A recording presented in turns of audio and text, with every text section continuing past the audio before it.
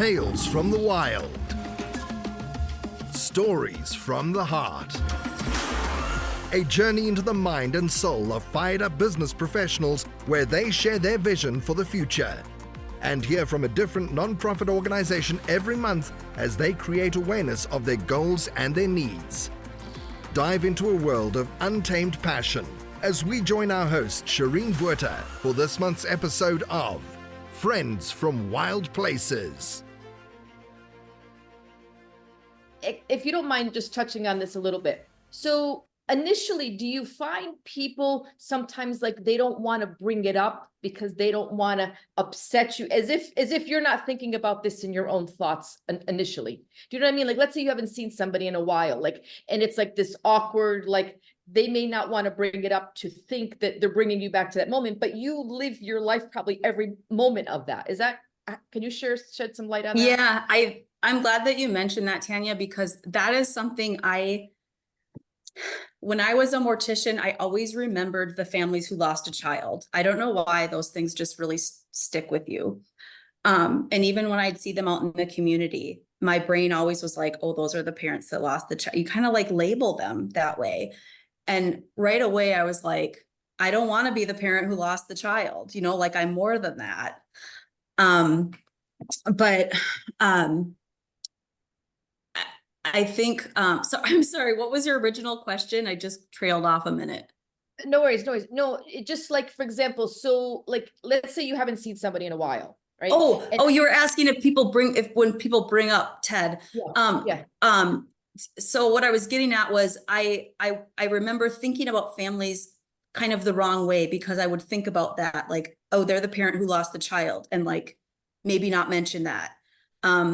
But for me, the most refreshing thing that happened was when I joined a MOPS group, a Moms of Preschoolers, after Ted died, after I had more kids. And somebody asked me about what it was like when Ted was little. And I was like, thank you. You recognize the fact that I had a baby for almost 2 years. Yeah. And you're actually acknowledging that experience, because yes, he died, but I still was his mom for 2 years, and we still dealt with, all of those things every mom, deals with. So, I think more than anything, it's refreshing when people remember them, especially when they're young, because you fear people will forget them because they weren't on this planet very long. Right. One of my, you may be familiar with Glenda Stansberry from Inside Yes. Institute for Celebrant Training. And I remember having gone through that program many years ago, probably like 2008 or 9.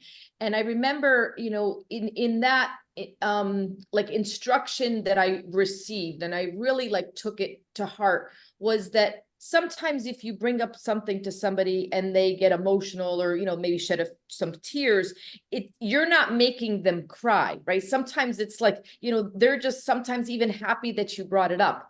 But I think as a society, especially in the United States, like we really don't know how to handle grief as far as talking to people with grief. I mean, it's like, okay, if somebody has a funeral, we kind of can understand, we go to the funeral and maybe, sign the guest book and, extend condolences to the family. But what do you do 3 weeks later when you do see these folks at the grocery store, or, you run into them at the gas station? It's like, do you bring it up? Do you not bring it up? So I just so appreciate your, just authenticity with sharing, like, the emotions, as far as, that it is comforting if somebody asks you about Ted, right? Mm-hmm. It's not like, oh, we should avoid the topic because we don't want to upset you. So anything else that you want to share with us and our listeners as far as, like the grief side of your journey? And I never made the connection, Janet, that when you, when Ted passed, you were not in the funeral home at that time. Like you were not working I never made that connection. I wasn't. Yeah. After I got my MBA, I decided to let my funeral home license or my mortuary license lapse. And so I was not a licensed mortician. I hadn't been working for probably, 10 years, maybe 8 years in the field. It had been a long time. I think the only other thing that I would say about losing Ted that was eye-opening to me is there is something about, and I'd say this to all the parents out there who, even if you, I don't want to say even if, because that's not the right word. If you have been in a situation where your child was injured or killed from a dangerous product on the market, or a home accident, it's so easy to believe that you're responsible, that you, to shame yourself. And there's probably always going to be a part of me that wonders, what could I should have anchored his furniture to the wall. And I'll get into that in a minute about, what I did with the information I had.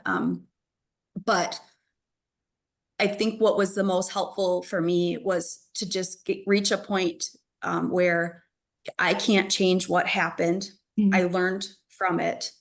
And the best thing that I can do is to spread awareness and to help other people so that this doesn't happen again to the best of my ability. And I saw how many parents that this happened to, and through social media and through the internet, how publicly shamed they were from people who didn't know the scenario. And it's not even tip over parents, but I worked with other parents, and parents who, lost kids from window blinds or left kids in hot cars, or things where it's like, you have to understand there's nothing that you as a stranger could tell these people that they haven't already told themselves. Right, And so exactly. if you want to live your life harassing a bereaved parent online, I guess that's your choice. But is that helpful? I would say no. And it's something that parents, the parents are having to grapple with that themselves. And I think the only way to help people heal from that is through love and not shame. Mm. Yeah, yeah. Right. I So just, Janet, with that, I would love you just to go into the next part of your story of your journey after this incident. What happened? Sure. So about 4 days after Ted died, I was sitting on the floor in his bedroom, and one of my friends had come over and she said, "Well, this wasn't an IKEA dresser, was it?" And I said, "It was, but I don't know what that has to do with anything." And she said, "Well, I was telling my coworker about Ted, and she said something about IKEA dressers being unstable." And I was like, "I don't know." So I'm sitting on the floor of my dead son's bedroom, and I Google IKEA dresser deaths. And the first thing that pops up is his dresser, his exact dresser. And I find out that day that it killed 2 other kids 2 years before him. And I find out that there had been not a recall, but a repair kit program that was issued through the Consumer Product Safety Commission 7 months before he died, where IKEA said they didn't recall the product, but they said, this dresser is dangerous if it's not anchored to the wall, so contact us and we'll send you an anchor kit in the mail. And so, but what I know now is that Ted was the 8th child to die from an IKEA dresser, and there were 2 other kids that died a year after him. And actually, he was one of 500 people who had died in the last 2 decades since the year 2000 from a dresser or TV falling on someone. 90% of these deaths were toddlers. The other high percentage, around 10%, were elderly. If you think elderly have trouble, fall risk, you go to grab a dresser, the dresser comes down with them. But often, as I submitted a FOIA request, a Freedom of Information Act, so I could actually see these in-depth investigations, these IDIs, it takes forever. And in fact, I filed one, 5 years ago, and I still haven't gotten a completed request. It's a very slow process, but some of these, a lot of the ones we looked at are such similar situations to ours, where a parent put the child down for a nap or for bed at night, and went to go check on them at nap time, or went to go wake them up in the morning and found them under their dresser. And they didn't hear anything because their body absorbed the noise of the fall. And so what we ended up doing was, and again, Tanya, I attribute it to our background, as a mortician and just kind of that compassion, but reaching out, found people on Facebook, just Googling newspaper articles, Googling tip over deaths, finding their names, finding them on social media, reaching out and say, like, this happened to me. I heard it happen to you. Let me know if you want to talk. And eventually found several groups of parents who were willing to talk. And I found out that several of these parents had actually been trying to spread awareness of tipovers for almost, 10 plus years before Ted's death. So they're kind of unilaterally, spreading awareness in their own states and in their own areas. But nothing had really changed. And the other thing I'll say is, as we got more and more into this advocacy, we realized this was not just an IKEA problem. We realized that they just didn't have a lot of completed data. So the data that we did have showed a lot of IKEA, but most of the data that we had did not show what type of dresser it was. So the manufacturers, we were finding there was a lot of finger pointing going on. Like, well, and I understand that from a business perspective. How do you justify making billions of dollars worth of changes in your product line, or millions of dollars, depending on how big your company is, without data to back up the change, right? I mean, I understand that completely. So I saw the problem that we were in, but the reality is that have all these anecdotal stories and no data to back up what's happening. But we need to stop turning a blind eye to all these children that are dying. So anyway, we formed a parent group called Parents Against Tipovers, PAT, we call ourselves, but there was a group originally of about, I want to say 9 or so families where we all lost children, and we were from all over the country. We were from Massachusetts and Missouri and Florida and Washington, the state of Washington, and Chicago, Arkansas, where was the other? New York. I mean, we were kind of all over the place. I'm in Minnesota. And we basically got together and we flew out to Washington, D.C. and met with the Consumer Product Safety Commission.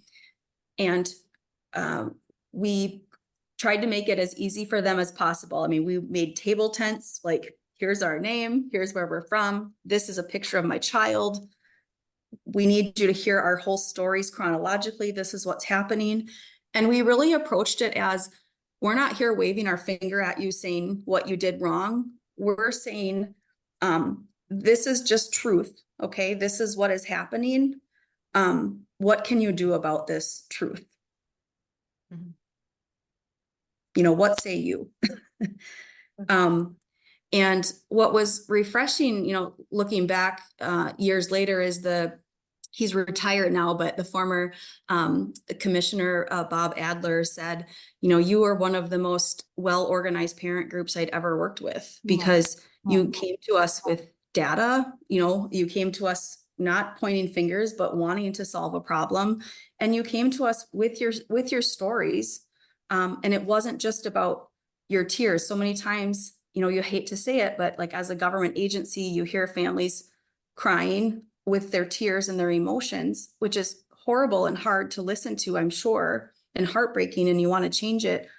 But if you don't have data to back up how to make changes, it can be very difficult, So my understanding from what he told us is that was one of the ways we were so effective, was because we kind of had both. We had kind of the logical and reasoning, but we also had our stories that brought that change. Right.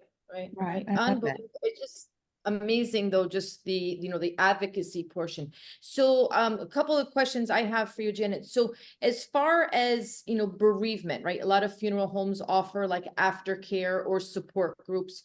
So has there been any initiative for funeral homes to offer this type of support group for families who may have child who has passed from accidents or the, tip over type of situations. You know what I mean? Like, for example, like there's like the SIDS group I'm aware of. We have like in Florida, there's different advocacy groups here. But I just wonder, from like a national perspective or even international for that matter, what is your thought as far as, promoting these type of bereavement groups or grief supports for families that have children that have died, that they don't really know where to go. Like, I mean, like somebody that passed of cancer that's 90, it's sad, but it's a different type of grief, right? It's a different type of situation. So can you shed any light as far as, how far that initiative on the bereavement side has gone? I think it's needed. In fact, I think most of the parents in our Parents Against Tipovers group could speak to the fact that we were each other's rocks, especially when you have social media and people saying bad things, like, why weren't you watching your kids? Or, and we had to stick together, and you have to, when someone says like, this guy's an a-hole, he said this, we were a group where you could vent to say, honey, they're saying that because if they say it out loud, that means it'll never happen to them. It's a way that they're protecting themselves. It's a way that they're protecting their kids. We just kind of had to bring that. We talked each other kind of off the ledge. And I think Pat opens ourselves up to talk to families who have lost kids from tipovers because, I'm a mortician and one of the other parents in our group is a death doula. But as far as if there's a formal organization that supports parents who have lost children from products, there's not one. And I would love to see that. Yeah. I mean, you're just an amazing like person, humans. I mean, I just can't speak enough about you as far as, what you've experienced, been through, and just sharing, Ted's story and his journey. So, absolutely. And I just have another question for you. If you had to do everything over again, what is the one thing that you would change? Have you thought about that? I mean, of course, Ted would be alive. That would be the Other one than thing. that. But as far as the whole process and how it went down, I mean, I guess I'm just a firm believer in everything happens the way that it's supposed to. I mean, I think that one speaking engagement led to another, and one introduction led to another, and one relationship led to another relationship being built, which led to another relationship being built. And I think that's the beauty of life, is when we can just kind of surrender to how things unfold naturally.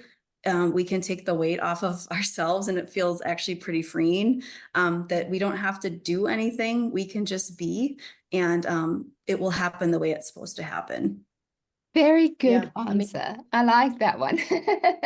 Yeah, it's so true what you said. So, so true. Things just happen the way it should. And yes, it's very easy for us. And there's nothing wrong with looking back and going, oh, I could have done this a little bit better. I learned from this, so I could have changed that a little bit in the way of it. So there's nothing wrong with that, but I do like your answer in the sense of, you know what, everything happens for a reason. I think this is exactly how everything should have turned out. So I appreciate that. Thank you, Janet. Yeah. Jenna, I believe we had spoken previously about initially it was and I don't want to project words for you, but I think it was, again, like this, it's like IKEA made this dresser and now we're, going to investigate. And then now you actually serve on their advisory board. Is that correct? Or with them? I don't serve on their advisory board, but what happened was something incredibly beautiful. Again, we don't choose, where to go, but I think things just lead us to where we're supposed to be. What happened was, in the end, I'm very impressed with how IKEA handled this situation. I said from the beginning, I'm not here to throw this company under the bus. I just want them to take ownership of this problem, because it's happening, and what I've learned is that, the company knew that it was happening, and I believe we're trying to make changes. And we all, myself included, we didn't know what that looked like. This is such an, and I think that's the power of vulnerability. Right. To be able to sit, IKEA reached out to me and other parents at Parents Against Tipovers and said, we want to help you pass the Sturdy Act. We want to support this legislation.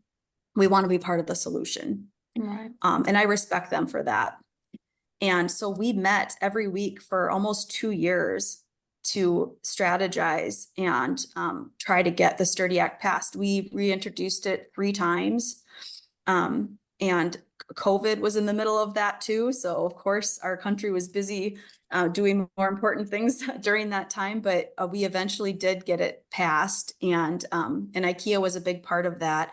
And to this day, I'm really, I'm proud to be part of what they've worked on.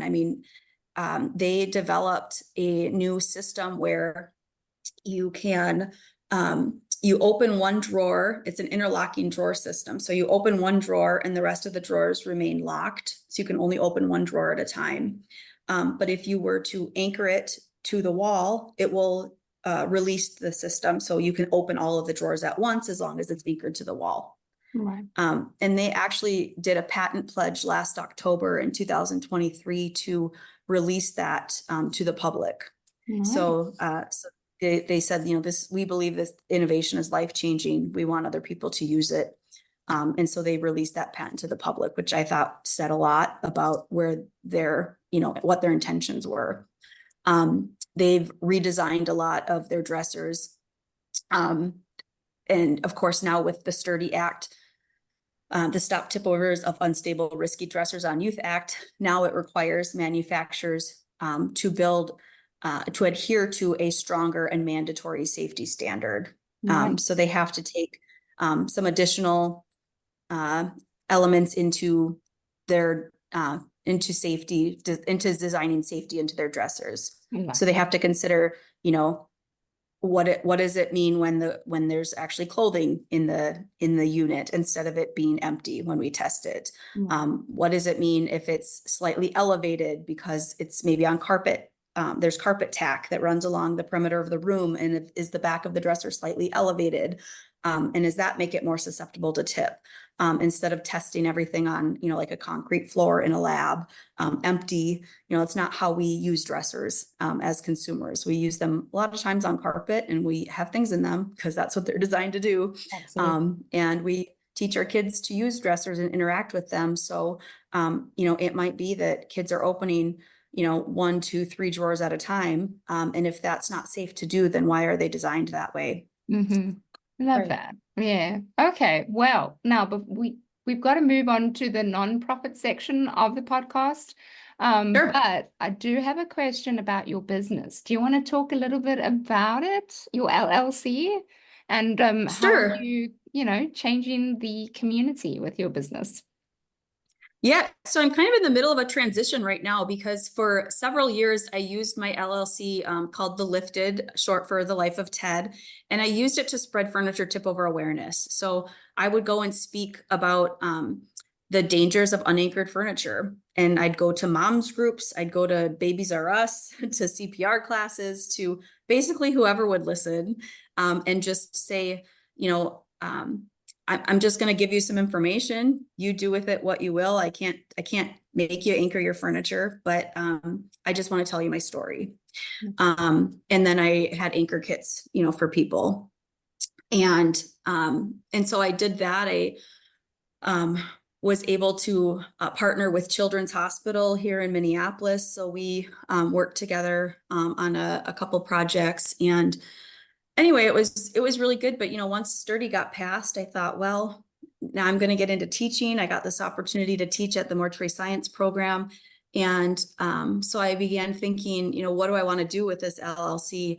And so now I'm in the process of kind of rebranding it. I still want to keep the name, the Lifted, The Life of Ted. And I want to, I'm working on creating continuing ed for funeral professionals to continue using Ted's story to invest in the funeral profession.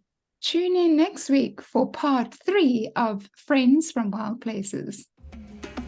You've been listening to Friends from Wild Places with Shireen Bueta.